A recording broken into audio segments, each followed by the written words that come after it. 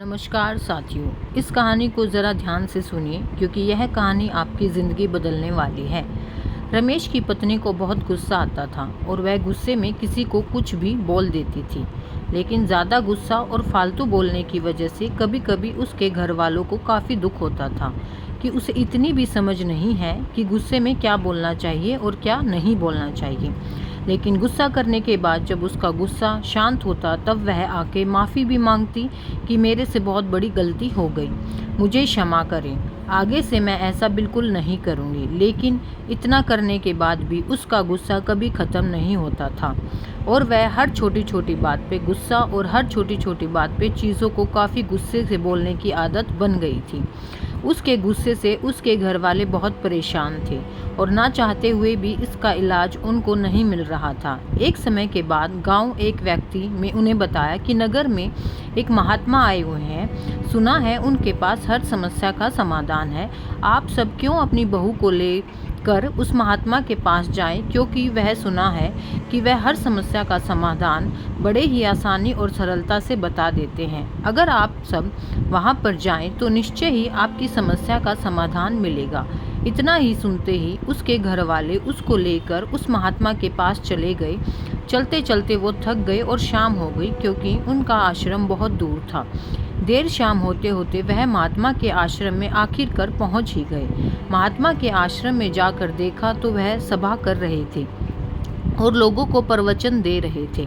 सभा खत्म होने के बाद उन्होंने महात्मा से पूछा कि महात्मा, ये मेरी बहू है, इसे बहुत गुस्सा आता है, कृपा करके इसका कोई समाधान बताएं क्योंकि इसे बहुत गुस्सा आता है और फिर जब गुस्सा आता है तब यह किसी और को नहीं देखती। सच झूठ सही गलत की इसको कोई समझ नहीं रहती, बस मन में जो आता है वह बोल देती है और बाद में माफ़ी भी मांगती है। लेकिन आपकी आदत कभी नहीं सुधरती। आप ही बताएं कि भगवान, हम कैसे क्रोध को नियंत्रित करें, कृपा हमें इसका उपाय बताएं। महात्मा मुस्कुराए और बोले, एक कहावत है, क्रोध से पहले सोचो, उसे दोबारा उगलने से रोको। और उन्होंने बोला, इसका क्या मतलब है, आप ज़रा खुल के बताइए, हम यह बात समझ नहीं पा रहे हैं। महात्मा फिर मुस्कुराए और बोले, मैं तुम्हें एक कहानी सुनाता हूँ, यह कहानी निश्चय ही तुम्हारे सवालों के सारे जवाब दे देगी। एक समय की बात है, एक छोटे से गांव में एक बुढ़िया रहती थी। उसका नाम धनिया था। धनिया बहुत ही प्यारी और दयालु महिला थी, लेकिन एक समस्या उनके गुस्से की थी। वे छोटी छोटी बातों पर बहुत जल्दी गुस्सा हो जाया करती थी, पर जब उसे गुस्सा आता तो कभी नहीं देखती थी उसके सामने कौन है और कौन नहीं। वह सबको गुस्से में अपने से छोटा ही समझती थी। बुढ़िया जितनी गुस्सैल थी उतनी ही लालची थी। धन और पैसों को लेकर अपार लालच था। एक समय बुढ़िया के पास खाने को कुछ नहीं बचा और वह पैसे भी नहीं कमाना चाहती थी। तो उसके मन में तरकीब सूझी। उसे याद आया, गांव में मेला लगा है, क्यों ना इस मेले से कुछ लाभ लिया जाए। धनिया ने सोचा कि यह एक अच्छा मौका है कि उनके गुस्से को कुछ सीख मिले। उन्होंने गाँव के लड़के को बुलाया और कहा, मेरे पास एक चुटकुला है, अगर तुम मुझे हंसाओगे तो मैं तुम्हें एक सिक्का दूंगी, लेकिन अगर तुम मुझे हंसा ना पाओगे तो तुम्हें मुझसे 2 सिक्के देने होंगे। अब बुढ़िया अंदर ही अंदर बहुत खुश हो रही थी कि इन बच्चों को बेवकूफ़ बनाकर अब मैं पैसे भी कमा लूँगी, मेरा काम भी चल जाएगा। इन्हें भला क्या पता, बच्चे तो वैसे भी चुटकुले से हंसते ही हैं। लड़के राजी हो गए। धनिया ने चुटकुला सुनाना शुरू किया, परंतु उनकी बुद्धि इतनी तेज थी, वे सब उस बुढ़िया के बारे में अच्छी तरह जानते थे कि वह लोगों को बेवकूफ़ बनाती है, वह धन की कितनी लालची है। इसीलिए सभी लड़के मिलकर पहले से ही प्लान बना लिए थे कि हमें इसके चुटकुले पर हंसना नहीं है और जो मर्जी हो, हम बेवकूफ़ नहीं बनेंगे। बुढ़िया ने उन लड़कों से पूछा, क्या तुम सभी तैयार हो? लड़कों ने जवाब दिया, हाँ, हम बिल्कुल तैयार हैं, आप चुटकुला सुनाओ। फिर बुढ़िया ने एक मज़ेदार चुटकुला सुनाया, लेकिन किसी भी लड़के ने थोड़ी सी भी हंसी नहीं निकाली। बुढ़िया थोड़ी सहमी, लेकिन उसे 2 सिक्के डबल देने थे, इसलिए उसने दे दिया। उसके मन में उपाय आया, उसने अगली बार वो इससे भी बेहतर चुटकुला सुनाएगी और पक्का सबको हंसा के ही मानेगी। इस बार बुढ़िया ने फिर से एक चुटकुला सुनाया, लेकिन इस बार भी कोई भी लड़का नहीं हंसा। अब बुढ़िया थोड़ी गुस्से में आ गई। वह जितनी बार भी चुटकुले सुनाती, गांव में से कोई भी लड़का नहीं हंसता। वे फिर सब धनिया के चुटकुलों पर हंसने की बजाय अपनी हंसी को दबा लिया। उसके बाद धनिया ने एक बार फिर कोशिश की और फिर बार बार, लेकिन हर बार उसके पास 2 सिक्के देने ही पड़े और अब उसके पास कोई चारा नहीं बचा। अंत में बुढ़िया ने जितने भी सिक्के लिए थे उन लड़कों को दे दिए और वहां से रोते रोते चली गई। उसने सबक लिया कि आज के बाद वो गुस्सा करना छोड़ देगी। इससे धनिया ने सीख ली कि गुस्सा करने से केवल नुकसान होता है।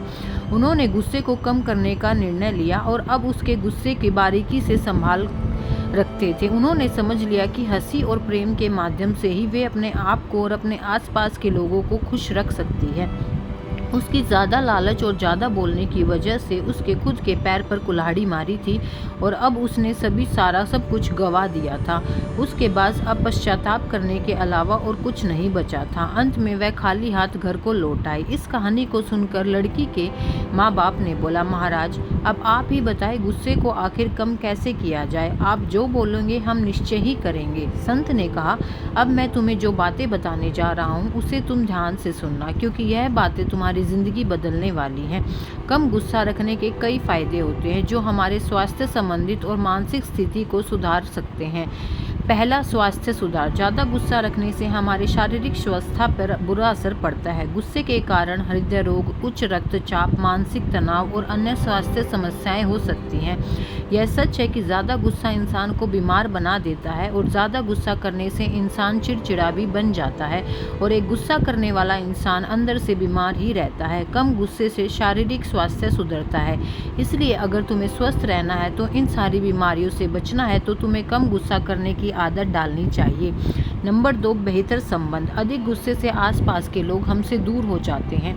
कम गुस्सा रखने से हम अपने परिवार, दोस्त और समाज में अच्छे संबंध बना सकते हैं, क्योंकि गुस्से में हम हमेशा दूसरे की बेइज्जती करते हैं और हम प्यार भरे शब्द उन रिश्तों में नहीं बोल पाते जहां बोलना चाहिए।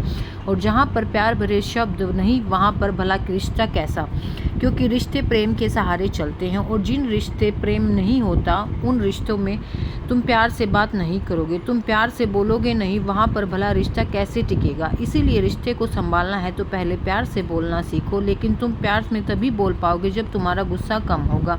नंबर 3, बेहतर निर्णय। कहते हैं एक अशांत माँ कभी भी सही फैसला नहीं ले सकता, इसलिए सही फैसला लेने के लिए मन का शांत होना ज़रूरी है।